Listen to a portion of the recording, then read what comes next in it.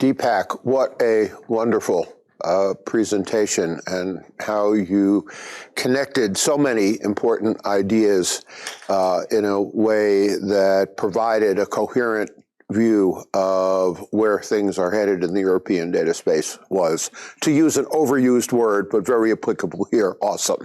So thank you for that.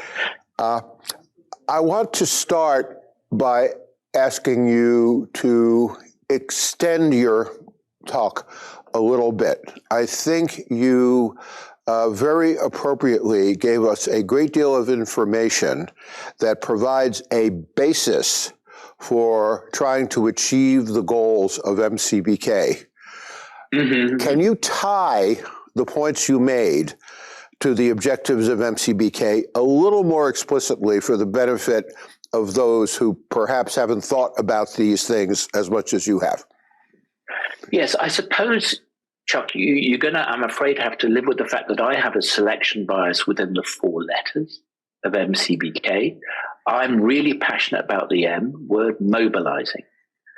And I suppose this comes from having spent a lot of my time in academic health informatics, working with really very, very brilliant people. I mean, yesterday morning, as you opened the talk, you passed a very kind remark about the late John Fox, with whom I remember working and really enjoying his company. But I learned a lot from John about this whole field in which he was a master.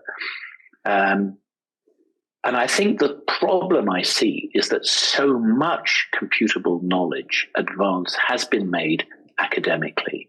I also think there are a lot of products out there that have taken the computable knowledge and productized it. But when you look at the average care of the individual, we are still at a stage where most people and most clinical decisions that could benefit are not benefiting from the computable knowledge.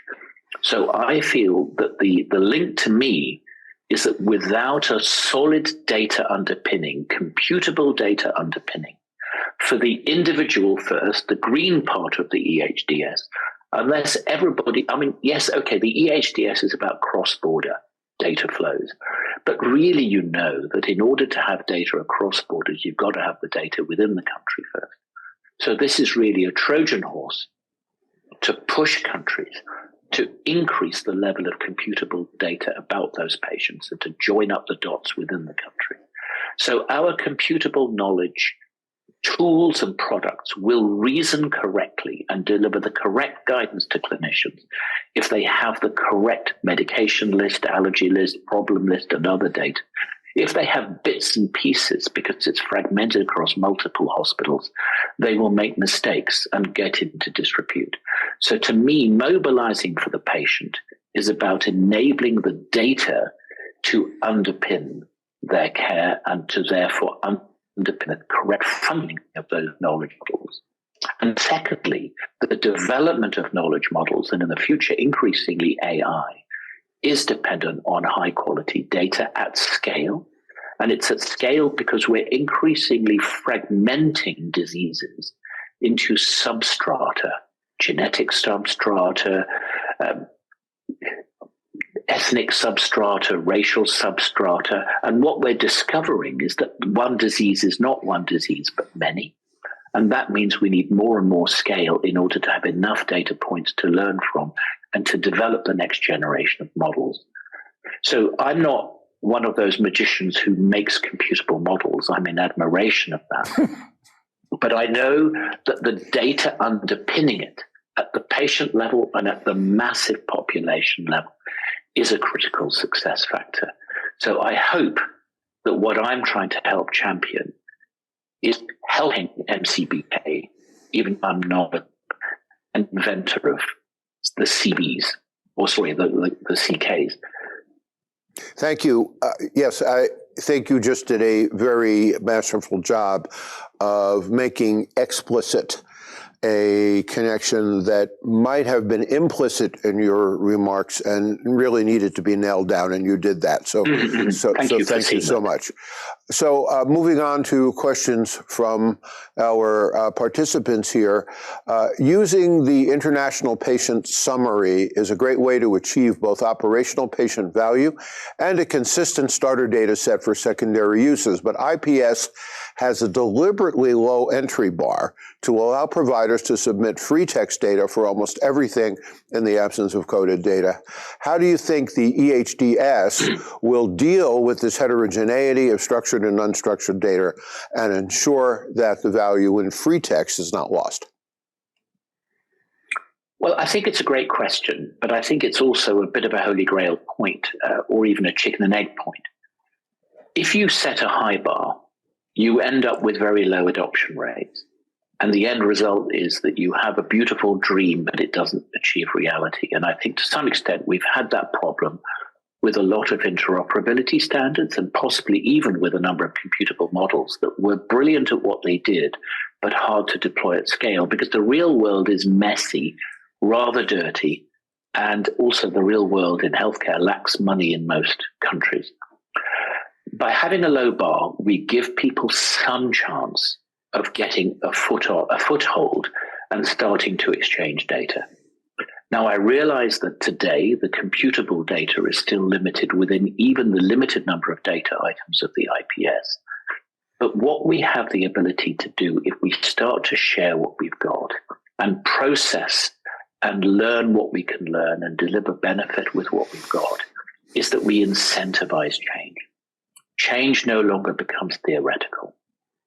If we can say to people, get the medication list and the allergy list computable, nothing else. Let your problem list be waffle. Who cares? Get your medication allergy lists computable. You can suddenly stop everybody on the planet getting a prescribed medicine they might be allergic to. And the moment you do that, you wake people up and say, that's amazing, but you know they're still getting drugs they might have a contraindication to. And you say, oh, if you can computerize the problem list, wouldn't that be magical? And we can get people to be incentivized at scale. Of course, fantastic academic medical centers will have 101% of this computerized, but the majority of healthcare environments don't. So let's get some ROI, return on investment. Let's get some benefit. Let's save a few lives and inspire everybody to go forward from here. Thank you. Another question from our participants. When dealing with AI, will there be a requirement for there to be a mechanism for correcting AI if and when medical knowledge or better unbiased data become available? I don't think so. I think there's two different kinds of correction. I think there is an obligation on developers to monitor their AI, and if it starts to misbehave, if it starts to deviate away from the intended course, which would be seen as an error, yes, they've got to be able to rectify that. They've got to be able to roll back to a previously safe point and reorientate the learning. There is not an obligation on software anywhere, I believe, to be bang up to date. There is an obligation on health professionals to be as up to date as they can be. But I don't think there's an obligation anywhere for technology to be up to date. So I think that is going to be something else that we need to see. What is up to date? When is up to date? If there's one paper published, does that count or not count? What I hope, though, is that some of the quality labeling, for example, what we're looking at with apps, is that it is very clear what evidence has been used to inform. And I think that if any computable model links very clearly to its evidence base, its citations, and says, we are following this version of this guideline. If a new version of the guideline is published, it must be transparent to everybody that their software isn't using it. And that would put, I hope, market pressure on the developer to upgrade to the newest version of the guideline. So what I hope is that we can use transparency as the lever and market forces. And if not, it may, of course, become regulated at some point. Thank you. I think, another question, I think the EHDS, with that, the data will be person-centric and de-identified, but maybe I misunderstood your message on that. Sorry, yeah, there are two superhighways, a green one and a blue one, if you like. The blue superhighway is data sets on multiple people that are being made available for learning purposes, which will normally be made available on request, anonymized. But if you have a case for pseudonymized linkage key data, you have to go through an ethics approval process, and then you might be able to get it. The green zone on my slide is the patient-level identified data. It's a different superhighway, totally separate channels, securely separated, which is to support the individual as they travel around Europe to have safe, effective care wherever they go. That has to be identifiable because it's about a person receiving care in a new place where the person is known and where you need to know their identifiable record. Okay, now here's a question that kind of takes us back to where this conversation began, relating to the relationship between MCBK and the European Health Data Space. Do we also need a European Health Knowledge Space to complement the EHDS? That's a fascinating opportunity. I was interestingly having a discussion with colleagues in a project just, I think, a couple of hours ago regarding an innovation that is being developed. The project itself is in progress, but I think the knowledge of what it's doing is not secret, which is it's looking at how to help patients with multiple medications to better understand their medicines. And some algorithms will be developed to help with that process. Now, my view is, and this is not a decision of the project, my view is that those algorithms are best off being implemented competitively by different tools, different vendors, embedded different products, but the algorithms themselves should be as standardized as possible so everybody knows that the different tools they might be using all provide the same reliability in what they offer back. That means the algorithms themselves might be best off placed in a not-for-profit space. And if there was sufficient funding, I would love to see a public space. It may need subscriptions to be able to download and use. So I won't get into the business model, but I guess this is really a personal view, not even a European view or anything. My personal view is I would love to see the algorithmic basis for supporting decision-making eventually going into a public space, partly for scrutiny, a bit like what has made open source code so valuable is that scrutiny, and partly because people can build on each other's work and take life to a new, higher level.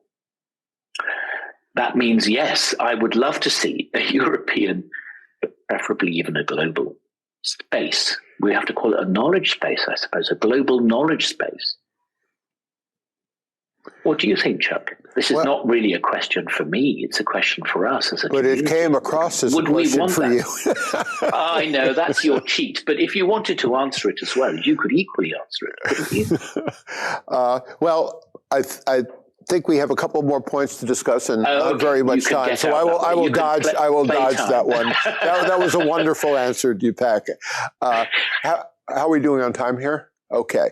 So to close, and we're not going to get to all of the questions, but we got to most of them. We had several excellent ones. Just looking at what you said in the past hour, and thinking to Alan Lebrique's talk yesterday on what the WHO is doing. Mm-hmm.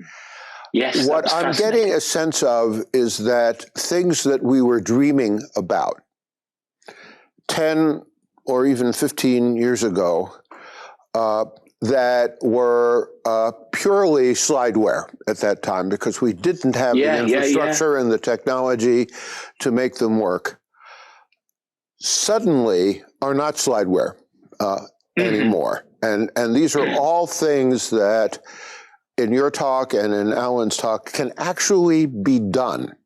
Do you share that view? Well, I share that view, and I think I think Alan's talk was its own breathtaking space. I wouldn't wish to tread on his toes, but if I was to look for a join between the two talks, I think the magic word is scale, because Alan's talk was very much about how can countries use the WHO guidelines to scale up in a trusted and reliable way what they're currently achieving on the CBK and other axes. And I guess I've been talking about big scale. I think what it means is, Chuck, really the answer to your question is not, is it going from slideware to running code? But is it going from running code to massive scale adoption? In other words, is it going to real life and delivering for real populations the benefits we've dreamed of? And I think the answer is with an excited yes, I do. Thank you, Dipak. Just in time for my old age, thank God. I'm going to leave that one alone for about 8 reasons. You don't have to answer that one either.